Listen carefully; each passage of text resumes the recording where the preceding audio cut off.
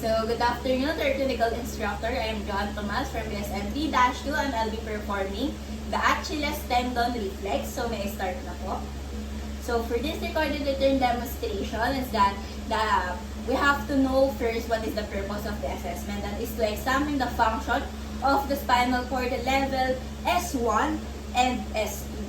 So, after that is that we will have to proceed on the assessment. So, we have to inquire if the client have the presence pain or numbness on the Achilles tendon or the ankle of the client, as well as aggravating and alleviating factors. So, ma'am, meron po ba kayong sumasakit po ba yung ankle nyo or dito po? So, meron po bang namamaga dito po? Nag-exercise po kayo? Nag-gym po ba kayo? So, right after that is that we will have to proceed on the planning. So, we have to prepare the client so the client is well groomed, and we have to prepare for the materials that we will be using, which is the percussion hammer. So, I'll be using, again, improvised hammer for the percussion hammer.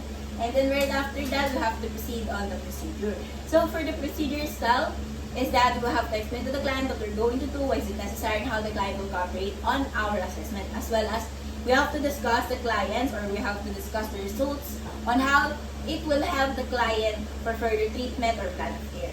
So, good afternoon po. Ako po si John Tomas, isa po ako student nurse sa Western University of the Philippines. Magiging nurse niyo po ako from 2 p.m. hanggang 10 p.m. po ng gabi. So, ang gagawin po natin is yung Achilles tendon. Pag sinabi po natin Achilles tendon reflex assessment is alamin po natin kung may mali po dito sa Achilles tendon po natin, no? Okay ba? Or sa ating ankle. Kapag may mali naman po, don't worry po, is para po ma-prevent po natin or para po ma-detect po natin kung may mali or any abnormalities po. Kung wala naman po, that's fine po, that's normal and it's good po. Okay po? So, don't worry ma'am, anything that will be conducted within this assessment will be fully confidential within me and the attending physician that I'll be referring to po. Okay po? So, right after that is that we will have now to proceed on the procedure itself. So, after that, we will have to wash our hands. That is to provide or that is to and also observe the infection control procedures and to prevent the spread of microorganisms.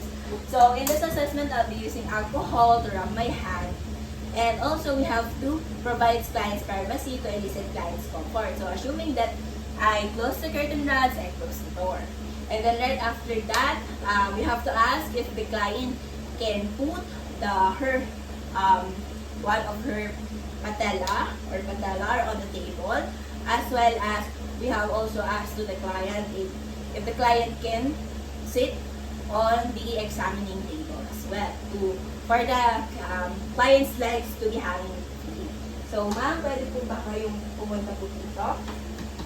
Dito po muna, tungtong po muna kayo dito. Tapos ilagay niyo po yung tuhod niyo dito.